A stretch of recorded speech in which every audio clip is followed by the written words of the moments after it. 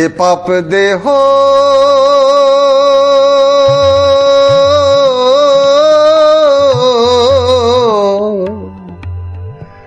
গুরুর পদে কেন করব দান?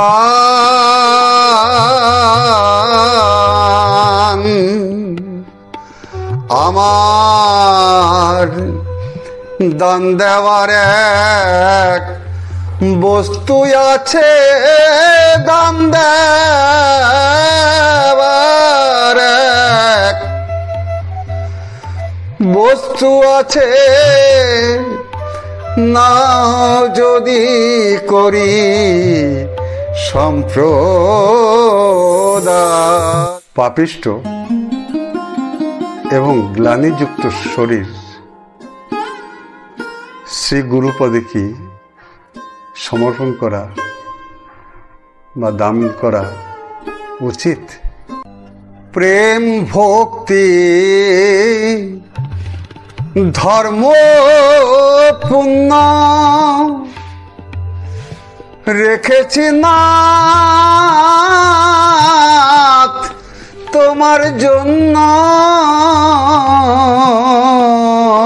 আমি মেঘে খাবো হয়ে দৈন মনে করেছি এই বিধান। এ পাপ দেহ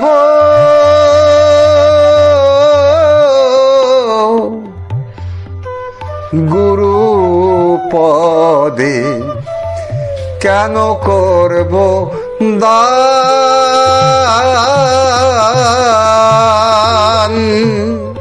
সুখ শান্তি তোমায় দিয়ে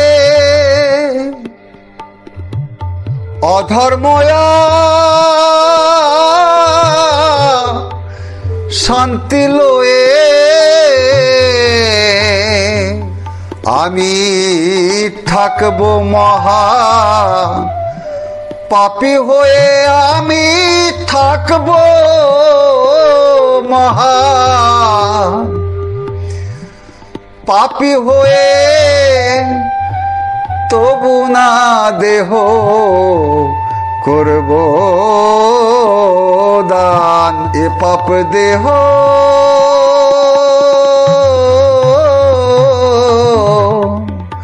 গুরু পদে কেন করব দান?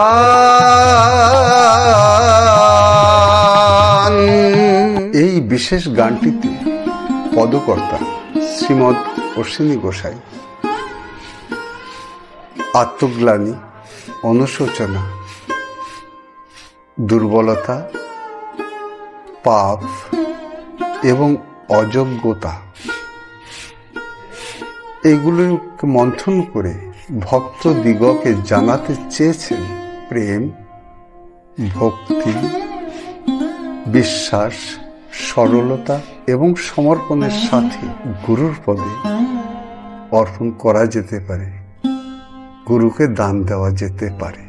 পবিত্রময় তব অঙ্গ বহিতেছে প্রেম তরঙ্গ, আমি কেন করব সে ভাব ভঙ্গ, কেন করব সে ভাব ভঙ্গ? এ দেহ পাপেতে পাষাণ, এ পাপ দেহ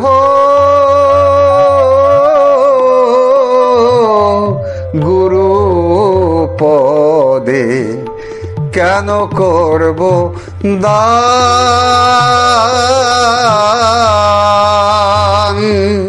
নারকী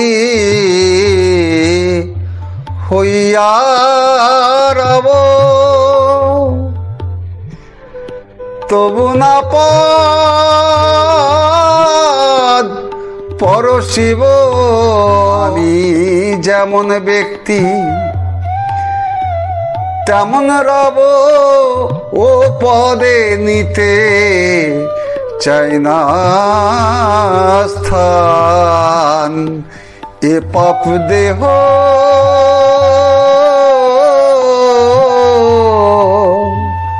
গুরু পদে কেন করব দান।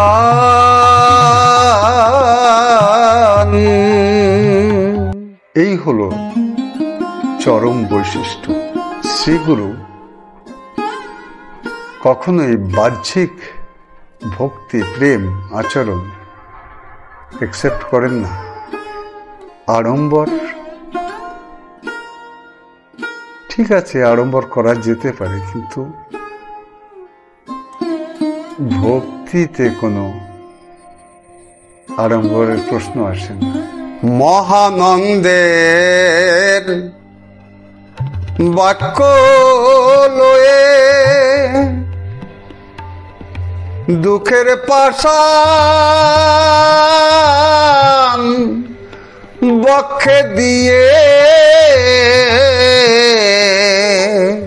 অশ্বিনী থাক চাতক হয়ে, অশ্বিনী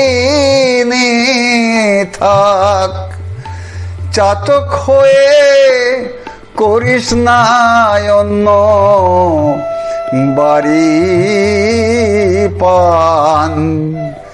এ পাপ দেহ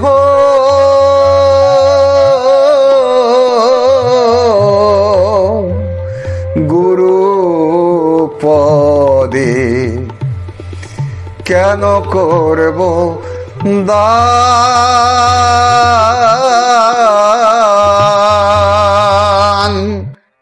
পদকর্তা বোঝাতে চেয়েছেন